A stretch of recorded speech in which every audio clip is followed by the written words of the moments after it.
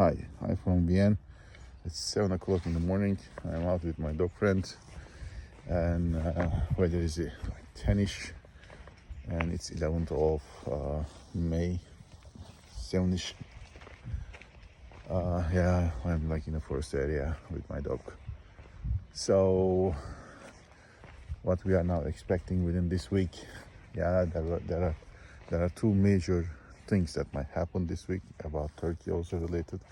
One of them is it seems that the Trump telephone to Erdogan is not only because of this or that, but it's also going to make some arrangements for the possible potential ending the war between Ukraine and Russia in Istanbul.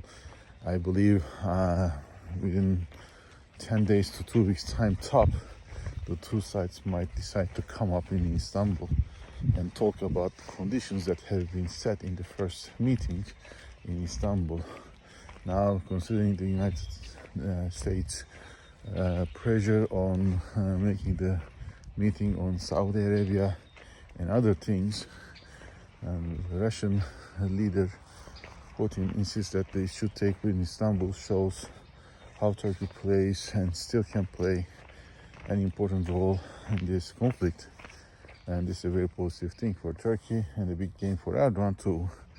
Now, having said that, also there are other things like the PKK, the terror group that Turkey has been fighting against for years, for what, 4 decades now, like 40 years, since end of 70s,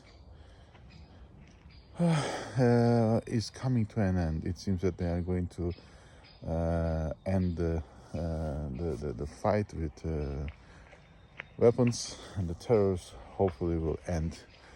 But if I make a small analysis about this, the terror group, the militants, the number of militants and the military equipment that they have are limited, because all the forces have been transferred into the PJAK, and now PJAK is under the Syrian army controlled by and their numbers can be, I would say,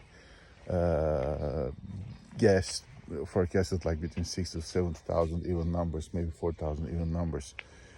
Now, after years, there's a small, let's say, analysis about this. Now there are two major groups left in this region about the Kurds. One of them is the Erbil group. One of them will be the PJAK group in Syria. Now, the Erbil group has been investing in the Erbil and around Erbil for years, have good relations with the Americans and Europeans, and they have a very solid relations with the Arabs and Iraqs especially. And when it comes to Syria, now there's a big effect of Turkey here. Now it's a forestry area, by the way. I can see some webs around. I think I'm coming there. Anyway, and there's of course this PJAK group is very, very heavily involved also against Turkey. Now they are under the Syrian army, and Syria is also somehow being influenced by Turkey. Now, thinking about this, Turkey is a big gain at this moment in the short term, at least for 1 decade, maybe 2 decades at most.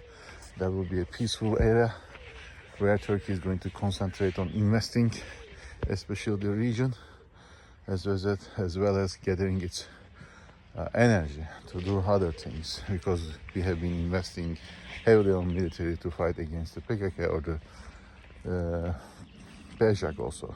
Now, considering this is a big win for Erdogan and Turkey for sure. So within this 1 or 2 weeks time, we'll hear more news about Turkey, and these are for the short term minimum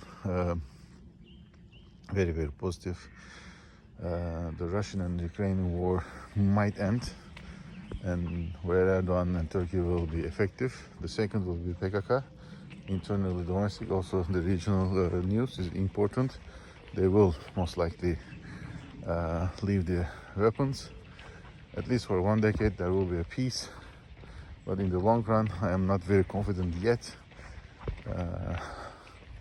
because there are also some conflicting news about the PJAK and their intentions too.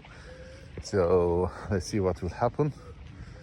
But you know, we will keep recording this. Keep tuned with us, and have a nice day. Bye.